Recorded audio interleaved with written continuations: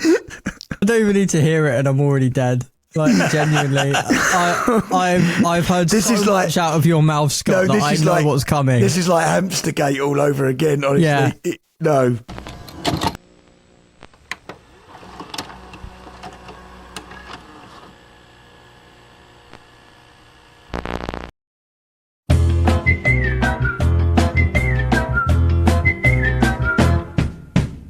Hello and welcome to the A to Z of Men. It's Chris. And Scott. And you, Joe, go on. Hi. You can come out your box.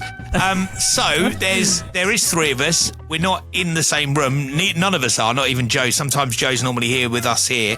So as you can see, if you're watching the YouTube video, I'm in the A to Z of Men, new and improved studio. It looks amazing. This is just mine, but you can't see the rest of it. But if I've seen it. It is amazing. So when Scott's back in, probably mid-December sometime, we'll do one in here so you can see. I think we'll end up doing our live. I think maybe the first one we do in here should be a live. Yeah, can I add something to this? Yeah, it's your podcast. Because as you know, if you don't know, I don't know where you've been. I'm working really hard at the moment. I'm just about to go on tour. I've had a month off drinking, been in the gym. No, stop that. You need some kind of comma. I've had a month off drinking, not I've had a month off, I've been drinking and that. Because that's what it sounded. It sounded like you had a month off to drink. No, I've had a month from drinking. That's it. I've been in the gym. I hate the gym. I've had a personal trainer. I had someone telling me to eat rice and chicken all the time, right? I've been really good, and now the stresses and the strains of rehearsals are taking the toll. So I've now started drinking again, but I'm still going to the gym, right? So when we do let's say mid-December, right? I'm going to say it's going to be around the 16th, 18th, 19th. Yeah, 16th. Well, no, I can't do the 16th. I'm having something done, but well, let's get pissed. Yeah. Well, No, but even you, Chris, even you, Joe, like, please, like, let's let our hair down a little bit. Like, I deserve it. I want to be in your company. Live on YouTube? Why not, man? Like, please. Well, I suppose it's after the tour, so let's just say something. I'm getting A to Z of Men Christmas special vibe. Yeah. Please, like, Joe, what was his? Oh my God, what's his name? Tom. No. What's his name? Adam. Why do I know that? I wasn't even here then. Yeah, let's get. I didn't even know you. Let's get Adam to download the drink and get him on the phone or something. We'll work something out. I don't know what we're on episode Q today. We don't know. I said we might do it next week. Thinking about your schedule, I don't know whether that'll happen. But and then you're literally in tour mode. I very much doubt it. Then you're in tour mode, aren't you? So this is probably the last episode before the tour. Yeah, it is. Because you're not going to be able to do any while you're touring, are you, in hotel rooms? I mean, I don't know. I mean, I would like to think that at some point during the tour, with my laptop and this equipment that we've now got, even if they're like, because I'd actually say yes, I'd quite like to. I think it might be quite nice for the people that listen to the A to Z to get a glimpse behind, like, maybe, because it's the way we do this podcast is all about how we feel, right? Yeah. And, and we delve into the man's mind, and maybe like a night after Manchester or a night after the O2 or whatever, when I'm winding down, to speak to you guys and be able to, because I'll be buzzing my tits off. Yeah. Right? On a natural high from performing, and all the drugs.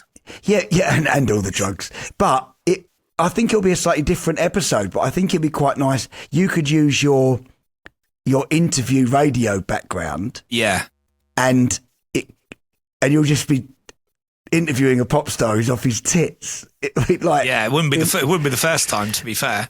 No, it wouldn't be. No. I think that's a good idea, and I think. It's that peek behind the curtain, isn't it? And we do that with whatever we're going through in our life at the moment. Obviously, your life is taking center stage. We've talked about stuff that's happened to me. We've talked about, Joe's struggles when he first came out to his parents. Whatever we're talking about, we try and come at it from one of us that's been through it and has gone through and lived that experience, which is the right thing to do. So, I think we should definitely do that. I think that'd be great. Yeah, that'd be good. It would be weird, though, because it would be like 11:30 at night. I would have just come in from the lounge having played Fortnite and drinking tea. And you'll be like, what have you been up to? And you'll be like, I've just come off the stage at the O2. And I'll be like, oh, well, that sounds good. Yeah. I've just had a nap. Yeah, I did once ring Scott when I first got my job at the big radio station. I just either just gone on the stage or just come off stage at Party in the Park. There was 100,000 people. And Scott was out of 5 and out of stardom. And his beard was longer than it is now. I mean, you were like a hermit. It's fucking long now. It is long now. I look like Forrest Gump. But you were in your, I'm not a boy band anymore. I'm just gonna look however I want to look. You were in that stage of your life, which was a good thing for you to do. Mentally, it was a great thing for you to do. And then I rang him up and I said, I was like, oh mate, what are you up to? And you went, there's nothing. I'm just about to have my 3rd Stella. It's like, you went, what are you doing? I went, just been on stage of Party in the Park, 100,000 people. And he literally went, did that last year with Queen, and then put the phone down. And I was like, that. I was like, okay, yeah, that's fair enough. Yeah. But you had. Yeah, but you know what? We've both done it. Not many people doing podcasts can say that, mate. No, it's true. And it is a buzz, isn't it? Whether you're doing it, whether you're DJing in front of that amount of people or singing in front of that amount of people. And even Joe, you did it. You did it recently with when I did that gig with Busted and you did the Craig David gig, 10,000 people you DJing in front of. And it puts you in a really weird, it's a dangerous place when you do something like that and then you're on your own. I can imagine if you were single and you played a gig in front of 20, 30,000 people and then just went home and... Yeah, do you know what I did after that? Go on. Well, had a wank, I'd imagine. I wanted to say it, but it didn't sound right. I went home first. Come on. I'm not that kind of guy. Jesus. I had my dad with me. He was being super supportive. Oh, maybe you didn't have a wank then. Oh, sorry. I'm sorry. And then we watched the acts and stuff, and then we was like, right, let's go home. I'm hungry. And we ordered pizza before we even got home. Ordered the pizza. Got home, the pizza turned up, and watched the entire... Because Wednesday had just dropped on Netflix. And we just sat and watched the whole 4 episodes that had dropped on Wednesday. That's the right thing to do. Dad turned around to me after him and was like, you realise you're just on stage, on the same stage Craig David is on later, like an hour ago, and you're sat here stuffing your face with pizza. And I was like, what else am I going to do? Yeah, but you know what? That's the right way to be, man. But what I would say is, regardless of whether you're performing in front of 300 people, 1,000 people, 100,000 people, whatever level you're at in your career at that point, right? You still get that same buzz, that adrenaline, that buzz that you get, which is it's like free alcohol, if you like. It just gives you all these endorphins. It makes you feel amazing. Do you know what it is? Go on. It's because all 3 of us have got the look at me gene. Yeah, it will. That's what it is. We've all got the look at me gene. Something happened in our childhood where we needed to stand up and go, hello, I'm here. Look at me. Count me in. Yeah. 2 older sisters, Joe on your own, struggling with your sexuality, whatever it was, there'd be something that gave you the look at me gene. Me, probably growing up in a cult, I'd imagine. Mine would have been... I pretty much put that down to everything that's gone wrong in my life. I just go, the cult. Listen to Culty Cult. It is probably the cult. I mean, for me... The Alloys on my TT on Wednesday. Cult. Oh. I'm sure it was. I'm sure it was the cult. Yeah, but the thing is, this is going to sound really bad now. I feel like I'm... Because, you was in a cult, and I had to look at me, Gene, because my sisters were doing majorettes and I was jealous. It's a bit... do you know what I mean? Yeah. You were told that you was I was in a personal battle with Jesus Christ. Yeah. Yours the sisters. Yeah, and I was like, "Fuck you, Hayley. You've got another fucking baton, or whatever they're called." So what you're saying is, out of all 3 of us, you've got the most relatable one in the world. No, I don't actually. I joke about the cult because it's the only thing I can do. I joke about the cult because I don't know why I've got the look at me. It's probably as simple as because I was the younger brother and I had an older brother. So I just wanted to be seen and heard. I think I honestly think that anybody that does what this type of work that we do, the type of work Scott does, I think there is a look at me gene that's there from, so there has to be, because otherwise, why would you be doing what you do? Why would you do it? Do you know what's funny, Chris? It's like you wanted to be seen and heard, and then you was on the radio, just heard. Yeah. Although, Joe, how many monthly streams are we doing on YouTube? I know. Yeah, we have grown on YouTube. We got like, I'm not going to brag or anything, but it's double-digit thousands of people that are watching us it's every over month. 10,000 people a month. Yeah. That's amazing. Thank you, everybody. It's amazing. Well, it's you, man. I mean, we're the talent, obviously. But, you wouldn't be posting anything without you, would I? So, You make it look good. And actually, before, we've had people working on the show before, but actually you know about social media, you know about YouTube, the analytics, the algorithms, you know it all. And it's, honestly, man, you've done so well with the podcast, because even I sit there and I see the YouTube shorts and I'm like, oh, this is funny. And I don't even remember what's happening. Scott says so, and I'm like, I can't believe he said that. And Harry's like, you were in the room. And I'm like, but... Do you know what I love about this podcast? And some people that are maybe here because because they're a Five fan, I'm in Five, might listen to those numbers and go, oh, well, but you play to that many people, or you've got, people listen to your music. But it's not about that for me. Like, there's people that listen to this podcast that don't know that I'm in Five, but, or not interested in Five. They listen to the podcast because I'm in the podcast, right? Or just they love the podcast in general. But 10,000 people for us, this podcast, from where we've been to where we are now. Oh, yeah. I'm so incredibly proud of that. Yeah. So, it's different. When I'm, if that was how many monthly listeners Five had on Spotify, I'd be worried because it wouldn't be enough. But for this and how we're growing at the rate we're growing, from where we've come from. Yeah, unbelievable. Yeah, and downloads as well. And thank you. I mean, we're always joking on there, but we really do appreciate you downloading the podcast, because it's so nice to know that there's people there. And even when we started, there might have been like 20 downloads a week, 30 downloads a week. And even that was like, oh my God, there's 30 people listening to what we've got to say. Yeah. Now there's I think we've done 2,500 last month, 3,000. It just keeps going up. We added 500 this month. It's incredible. Thank you. Tell your friends as well. And actually, just going back to something you said, Scott, I just thought of something where you said about it doesn't matter whether you play when you're doing a gig where you do 10,000, 100,000. The best gig I've ever done was that stand-up comedy thing I did. And there was 100 people there. But the buzz and the adrenaline I got off that, where you're making people laugh, you can hear them laughing. It's like, oh my God, they're laughing at what I'm saying. It's like, this is amazing. That buzz and that adrenaline is so addictive. I mean, if you're watching on YouTube, I can show you that you're listening or watching has bought this mic. It's bought this mic. And if you're listening through audio, the mic I'm speaking into, you bought it. Thank you. Yeah. And all the studio that we've managed to accumulate here is, which only you get to sit in right now, which I think is extremely unfair. I'm looking at I'm looking at a TV screen behind where Scott would sit. Do you want me to sit in Scott's chair? I can do that, and I can flick the camera.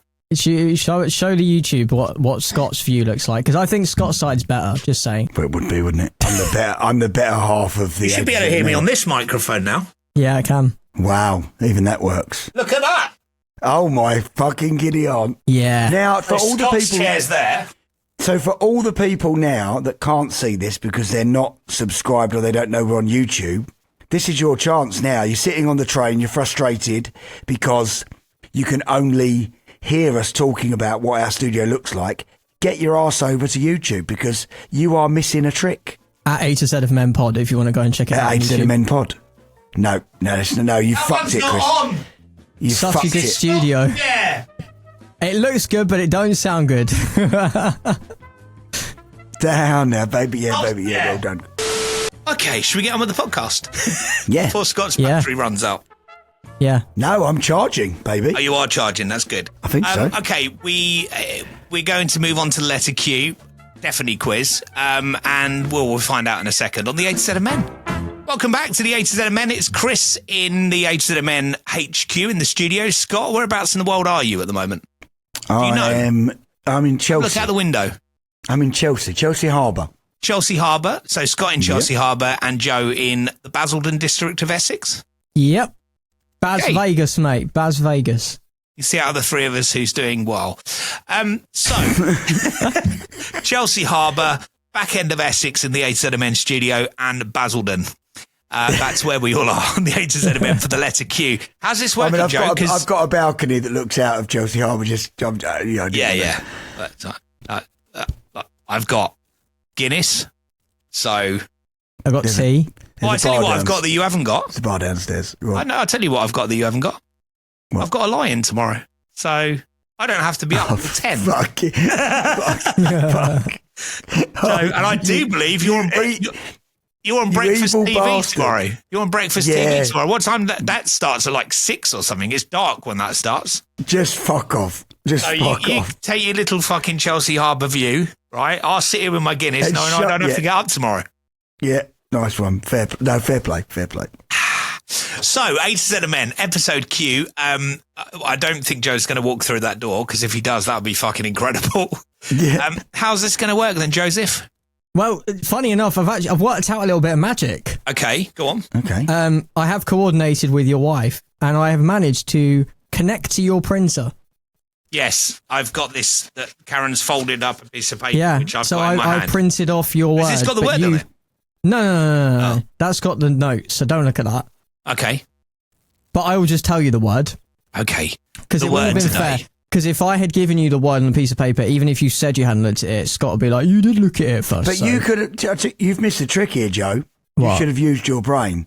You should have gone from Basildon over to where Chris is at the studio, handed him a sealed envelope, then you should have drove in your new car up to I Chelsea don't have a Harbour. license yet. Okay, well, yeah, bring your dad. You could have come up to Chelsea Harbour, had a quick pint with me, a cuddle, and then If I could drive to Chelsea, then they can just give me a license now. Well, there you go. You wouldn't Just want to a drive word. into London when you just passed your test. No, you don't. Exactly. Right, so nightmare. do you want your word? Yeah, go on. What have Yes, we got? please. Quiz. Q-U-I-Z. Quiz. Go. Question one. Your word today Quiz. is It's quiz. It's is quiz. not quiz. Oh, Fuck for off. fuck's sake. It's the last one before his tour. What do you mean? It's not right. Should we divorce them? Quiz quickie. Quality time. Oh, you want to have another guess? Is that what you're saying? Quality time. Quiz quickie. Quebec. Questions. Quebec. Why would it be Quebec? Because they're doing the alphabet in, Phonetically. yeah. What is it? Qualifications. What? What is wrong with these? Qualifications. What is wrong Yeah. with these women? And if Okay. you open your little piece of paper, they have Qualifications. prepared notes for you on right, okay, but qualifications. before you can see it, Chris, but I can't, right? Yeah. Are they... Because if I didn't have any notes and I was given the word qualifications like I just have been, I would be saying getting qualifications is good, but you don't need them to succeed. Yeah, I think that's where we're going. Okay. Is school the answer? Question mark. We know the answer, but what would you change? I don't know. Does that mean for me personally, or in school in general? I can go from what I take from that. What I would change about schooling is like teaching you things that you're actually going to use in the real world. Yeah. I think that would be far more important. Like you don't need design technology. You don't need algebra. When have you ever in your life used algebra? I don't actually know what it does. Is it where a letter and a number add up together? I don't know. I can't remember because I done algebra at school. But what I'm saying is, it would be much. It's the ones with all the brackets. Yeah, it's got brackets around letters and numbers. Yeah, I don't know what that does. Even teachers have admitted that it's pointless. Well, it depends what you're going to be. If you're going to be a scientist, but then you would learn all that. You go to uni to become a scientist or a mathematician. That's what I'm saying. If you want to be then you'd learn your algebra there. Well, no, that's the thing, right? So obviously, if you're do you remember when you used to have woodwork at school? Yeah. But if you're going to be a carpenter, go to woodwork. If you're going to be, what's someone called that needs to know where everything is? Obviously you go to what is it? The stupid subject that I didn't care about. Humanities? Geography, right? Now, if you're going into a field where you need to know everything, I know it's nice. Listen, don't get me wrong. It's nice to be educated. It's nice to know things. Yeah. So I'm not saying school's a bad place because it's hard to say to these kids nowadays, oh, it's the best time of your life. And my mum used to say that to me, and I used to say, no, it's not. It's boring. I hate it. But in actual reality, you're with your friends. You're having a nice time, and you're learning a bit along the way. But there's so much that I didn't take from school because it should be more aimed at the individual. It should be more personalised. School should be like, Timmy, what do you want to do when you get older? I would like to be a fireman, right? So the maths, you don't need maths. Don't need this. You need something. You need more physical. You need more PE. You need more. Do you know what I mean? It just needs to be more catered. In an ideal world, that would work. Obviously, there's constraints on finances and money and school budgets and stuff like that, which is probably why you get 33 kids in a class. I think 33 kids in a class works if all 33 kids are engaged and understand what's going on. I had issues at school with, probably some mild dyslexia, some ADHD that prevented me from being part of that other 32 people. I felt quite ostracized on my own. Didn't really engage at all. And I feel for the teachers in a situation like that, because if you've got one kid that looks like he's not getting it or looks like he's playing up, because to be fair, all you do when you're in that situation at school is play up because you don't want to be embarrassed at the fact you don't know the answers, so you just play up. And for the teacher, it's easier to concentrate on the 32 kids that are doing the work than it is to concentrate on the kid in the back who's being a bit of a dick. I get that.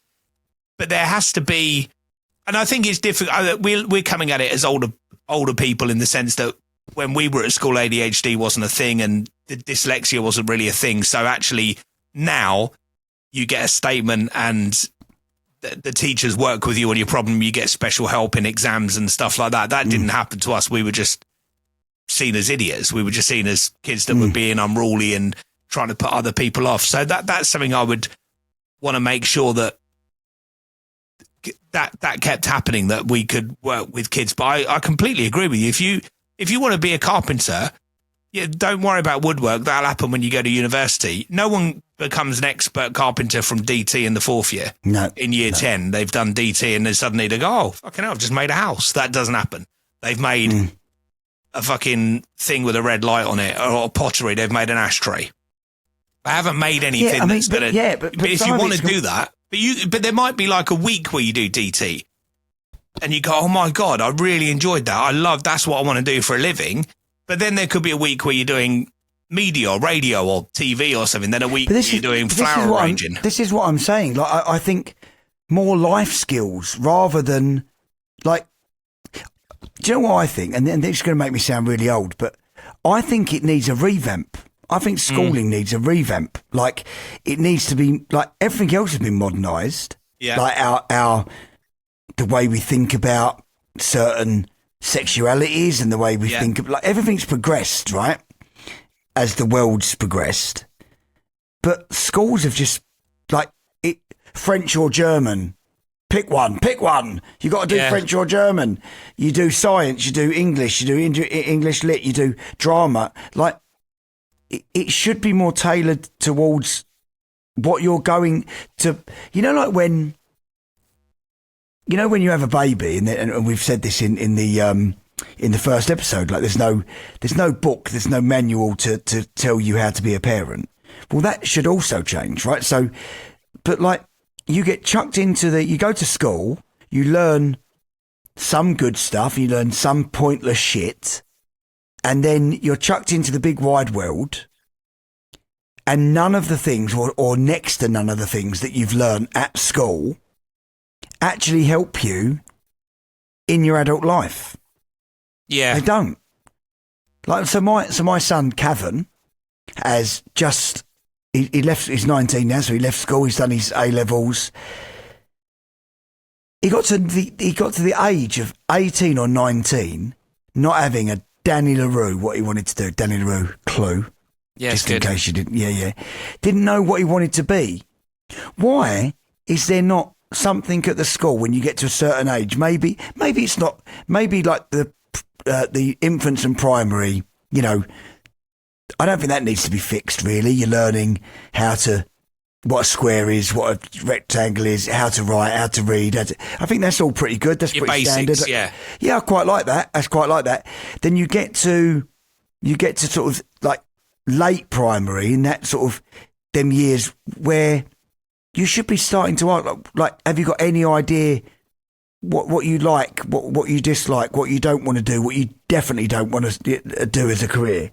And then certainly when you get to senior school, year 7, 8, 9, it should be like, not just pick a subject. What are your interests? What are your beliefs? Because let's talk. Think about religious studies, RE, right? Or RS, whatever it's called now. It used to be called RE, religious education, when I was at school. But if you're not religious, and that's not your belief, why are you sitting for an hour in RE? I think lessons like that, and I think with geography and history, and I think with RE as well, and on a side note, as a member of said cult, I wasn't able to do RE at school, which I actually was really pissed off about, because the thing with... What do you mean you wasn't able to do they RE? wouldn't. I wasn't allowed. The cult wouldn't let me do RE at school, so I literally had to do something else. I couldn't go into the RE lesson because... And that's how a cult works. They don't want me to know about, there's other religions. I didn't know that. No, it's just this one. Just move away from all those ones. This one, this is the right one over here, where your mum is. This is all bullshit. So your mum wrote you no. Yeah, I couldn't go to. I didn't go to religious education at school, so I didn't have any understanding. If I had hurt my foot, I couldn't do PE. I'd have a note. At the beginning of secondary school, there was a note that was given. And all that did was, again, I use the word, it ostracised me from the rest of my friends, because they would all want to know why I didn't do religious education when they all did. And in the end, I took up the trumpet. That's why I played the trumpet, because I had to find an excuse why I wasn't going to RE. No, I'm just going to stop you there a little bit. Yeah. Play the trumpet. It is a little bit. I'm sorry. I can play the trumpet. No, listen. I love you. Listen, you're my best friend. I fucking love you dearly. But you've gone. You don't play the fucking trumpet. What'd you do? No. People play the trumpet. You don't play the trumpet. You just scare the shit out of people randomly by playing it. Because Jack bought a trumpet to the radio station. I just kept blasting it. No, but I know that you can blow into that thing. You can get noise. I can do scales and everything. You're not fucking. You're not. I'm not Nat King Cole. No, but I can play the trumpet. I can play a couple of chords on the guitar, but I can't play the guitar. You're not a fucking trumpet player. I did trumpet for like 6 years at school. You're not fucking Sonia. You're not Sonia. Trinity School of Music Level 2 trumpet. I was in the band. I was the first trumpeter. Are you better than Sonia Fowler? Yes. No, you're not. I could play Dire Straits, Your Latest Trick. Do you know that song? It was a saxophone and a trumpet. Go get your trumpet.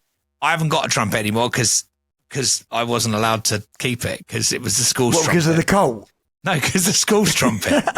Anyway, back to the cult. I wasn't allowed. So in the end, I decided that I would take up. I wanted to play drums, but all the courses had been taken. But you know, when you were at school and you did music, they'd call you out your lesson and go, Chris, you got your trumpet lesson, and then you'd walk out of your normal lesson. So I made sure that my trumpet lesson, I asked my headmaster if that could be when RE was, so that kids didn't ask me questions why I was never in RE. Oh, I'm doing the trumpet. So I did the trumpet. So that's the whole reason I started playing the trumpet. But all that did was meant that I didn't have any foundational knowledge about the fact that other religions exist. Like, there were other people that I had to respect. But that is ridiculous, right? Because, and I know we've gone on a little bit of a tangent because it's qualifications, right? But what I'm saying is, you had, whether it's a genuine, because of the cult, you can't go to RE, right? But I don't know. I'm not saying, I'm not going to sit here and say whether, I don't know what I believe.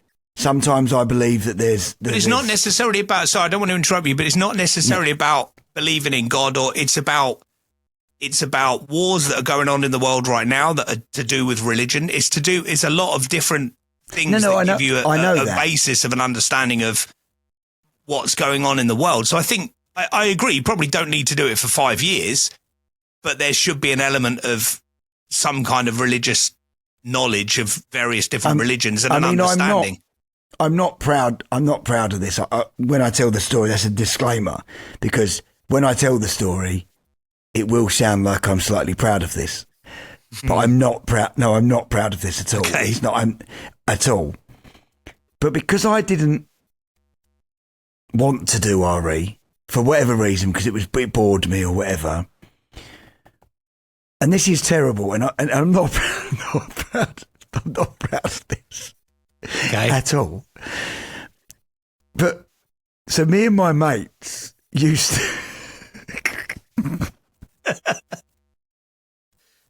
I don't even need to hear it, and I'm already dead.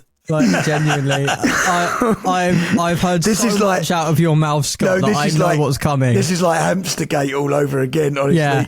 No. I can see the YouTube comments already. Oh, no.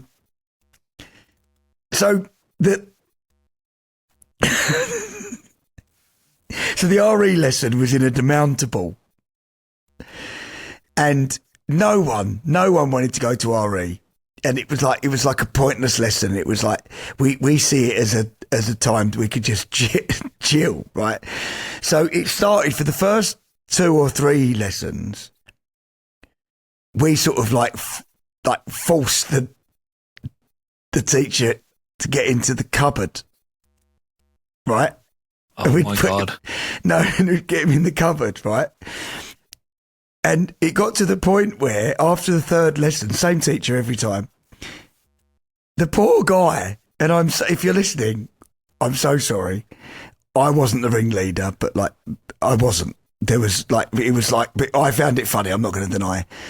After the 3rd lesson, so every week we'd go in, he just used to get in the cupboard voluntarily. Like, it would just, no, honestly, it's really bad. I mean, it's really bad. Yeah. We would walk into his bullying. No, honestly, we'd walk into the demountable and he'd take a book. Just go and sit in the fucking cupboard. Yeah, we didn't even have to lock the door. He would sit in the cupboard for 55 minutes reading a book, and I used to do my fucking maths homework in there. I'm prouder than you then, because I learnt the trumpet from not doing RE. I'm going to say I was learning more than you, because you can't play a fucking trumpet. What stopped you from learning and doing well at school? I'll kick off. I think for me, I just wasn't engaged at school. I don't think I really understood what was going on. I got lost in classes really easily. I find it very difficult to concentrate. And you know me now. I find it really difficult to concentrate when there's a group of people. And I just couldn't absorb the knowledge. And also, I already knew what I wanted to do for a living. And there wasn't anything at school that was helping me become a radio presenter. There was nothing. So I told my careers advisor. That's kind of what I'm saying. Like, that it should be introduced earlier. So you've got an interest. So you want to go to school because you're learning something about what you want to learn. Yeah, absolutely. And if a teacher had said to me, "Oh, radio, okay, why don't we get you signed up as a volunteer for a hospital radio station? Let's get you some extra help in English, because that's obviously useful if you're going to be a broadcaster, blah, blah, blah. And then just, give get you into subjects that, music, and get you into subjects that would work for you with what you want to do in your future. You still need your core. You still need your English and maths. No, of course. But no, I think for me, that was what it was. I told the careers advisor what I wanted to do for a living. He laughed at me. And I just thought, this isn't for me. This just doesn't work for me. This whole environment doesn't work for me at all. Yeah. I mean, I had a very, very similar experience. And I think even though we're very different when it comes to certain things, as I say, as you swig Guinness. Kind of Guinness, yeah. I'm learning from you, mate.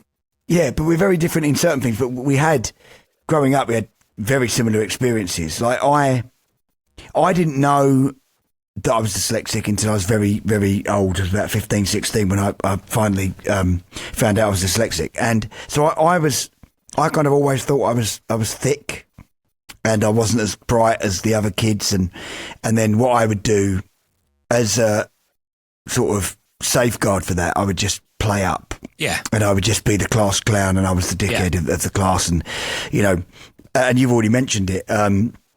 They'd be writing something on the board, and I thought, "Oh my God! Imagine if they get me up to read. I'm gonna look like a right tosser in front of my friends. What can I do? I know. Go and play a silly note on the piano, jump on,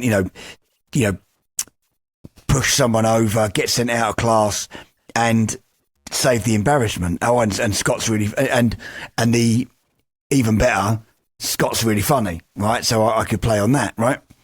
And so I was very disengaged. I didn't care. And then because of the way my brain works, if I really focused on something, I can do it, right?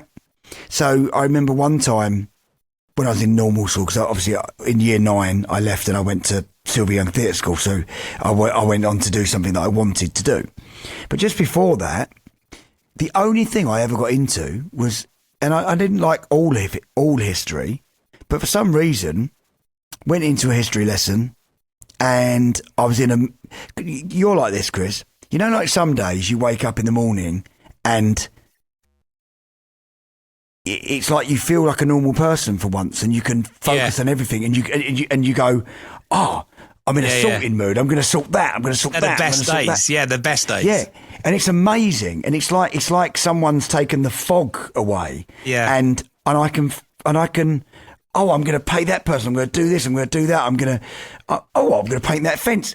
I don't have those days very often. So in school, I walked into this history lesson and it just so happened I was having one of those really good days. And they were talking about JFK. And it's all I remember from school. I remember everything that teacher said. I was so hyper-focused. I wanted to know, I still know, sixth floor of the school book depository building. I know how many shots were fired. Leo V. Oswald. I know all about it. It just goes to show that I could focus if I wanted to. My brain sometimes wouldn't let me. So the only thing I took from normal school was that. And the other time I used to hide because, do you remember Fuzzbuzz books? Yeah. Well, I couldn't read Fuzzbuzz books. All my friends were going, oh, that's too easy. And then like moving on, Fuzzbuzz 1, 2, 3, 4. I still couldn't read them. And I used to feel really upset. And I used to I'd cry at home and I wouldn't tell my family because I was embarrassed. I couldn't read, right? And it wasn't until I was 15 that a woman called Maggie, who was the head mistress, she recognised something in me that I actually wasn't a naughty kid. She knew I was playing up for, because I'm not a naughty, I'm quite I don't like being a dick. Do you know what I mean? I was being a dick for a reason. And she said, I think you're dyslexic. And I was like, well, what's that? No. And I went for the thing. And so at 15 years old, I was diagnosed with the reading age of a 7-year-old or a 6-year-old and the spelling age of a 9-year-old or something. Or vice versa. I never remember. I should look that up really. It gave me, part of it gave me an excuse part of me was like, oh, at least I'm not stupid. It gave me like do you know what? you've given yourself a hard time over the years. So I just never wanted to be at school. I didn't like it. I didn't get on with it. I still don't like it, and it has held me back. It has held me back on certain things. I mean, this is an exclusive, actually. I don't think I've ever mentioned this to anyone ever, but like, at a point, me and Rich were being sort of lined up to be the next Ant and Dec, and I knew that I couldn't. I knew that I wouldn't be able to read the auto cue, so I kind of like shied away from that, and it's always sort of held me back over the years. But when I've got a microphone in my hand, no one can stop me. Do you know what I mean? So yeah, and but that's why I did. But it comes with having that issue comes with positives, because I've worked with some really good radio presenters, like across my career, highest levels, lowest levels. I've worked with some really good radio presenters. You're probably the best storyteller that I've ever worked with. And that's a real art. Storytelling is a real art. It's because you've got it all there, and you know how to bring it to life. You know how to paint pictures with words. And it's something that you do it effortlessly. When we used to do it on the radio, you'd come in and you go, I've got something for this link, and I'd put your mic up and I'd go, right, Radio Essex, Chris and Scott, Monday afternoon. And I'd point at you, 2.5 minutes of just gold would come out of your mouth. And I'd be sitting there thinking, how are you? I think it's because I can't write it down, Chris. Yeah, but it is that. But I always think that, because the next question they've written is, how did you get on without qualification? Have you got no qualifications? No, nothing. Yeah, so I've got none either. So we both got no qualification. How did you get on without qualifications? Has it ever stopped you doing anything? No, because exactly what I've just said. What I didn't have at school that would have meant I would have been a good school kid, it meant I had a load of other stuff that was really useful, creative stuff, being able to be creative with my words, being able to be creative with audio, being able to put this podcast together with you guys and build studios and make it look nice and know what it needs. And qualifications, obviously, if you want to be a doctor, you're not going to, me and you aren't going to be doctors, because we don't have the qualifications to do that. I'm glad you said that, because, not to interrupt you, but like, I don't want to sit here and go, you don't need qualifications, and then stop people trying to get qualifications to achieve their dreams. If you want to be in certain careers, of course, you need to work hard. You need to have qualifications. And I've taught my kids. So my two boys. I've got 4 kids, as you know, if you listen to the podcast. 2 boys, 2 girls. My eldest boy is 24. So bright, so clever. School, straight A's, university, A-levels, smashed it, right? Still doesn't know what he wants to do with his life until recently, when he's now started being a teacher in Thailand. That's come from nowhere. And then you've got my other boy, Cavan, also super intelligent. And I used to worry, going off on a tangent, but I used to worry that, maybe is dyslexia like a disease that like gets part. I used to think that, like when I was a kid, like, oh, I don't want my kids to be stupid, and they're not, and nor am I. Nor are you, yeah. No, but I did carry that for years. I'm just stupid, and when I worked out that my kids are actually really bright, and even the twins, like now 11 years old, they're so bright, they're so clever, and I love that. I love the fact that they can achieve the things that I couldn't achieve at school. But I think I'm a studious in other ways. So like, I love studying. So when I realised when I was young I wanted to do radio, and I went to a hospital radio station, which is how you sort of get into the industry. I was probably about 14, 15. I fucking soaked up everything. I mean, everything that guy told me I still remember now, because I was interested. I became engaged. I don't know if you remember... I don't know if you remember when I left working in London, I set up a business and I was doing some production, but I also brought in a load of kids that were expelled from school, and I set up a program within my company. Do you remember that? Yeah, I was working with kids that had been kicked out of school. So I had probably, I think at the height, not just me, I had teachers, proper teachers. It wasn't just me with 60 kids that had been expelled from school going, what should we do today? I hired a team of people, and there were really, really good teachers that had, some of the Essex people listening to this podcast. That's how I know Ross and John. Ross and John were 2 of my teachers that were on this I thought you were going to say Ross and John had been expelled from school. Yeah, they were two of my students. No, Yeah. Ross and John were two of my teachers, and I had teachers that would engage with these kids.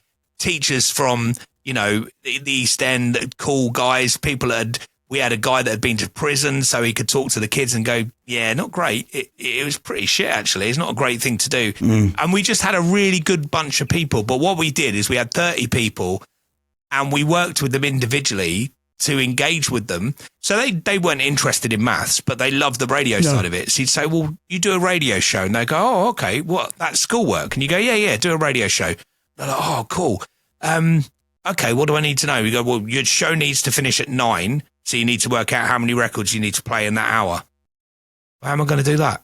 Well, average of a record is 3.5 minutes. How many of that? And they'd then be doing maths without even knowing. Yeah, exactly. And that to me was, I loved it. I did it for about 2 years. It was so good. And we got kids through GCSEs that had been expelled. They'd been kicked out of school. Yeah. They had been given up on. So we're going to take a break from the podcast to here because it's actually going to be quite a long podcast. We know that because we've already recorded it. We've just done already it. tomorrow. We've been going for that long. So we'll take a break. So we'll come back next week with part 2 of episode Q on the A to Z of Men. Have a good week, guys. Cheers, guys.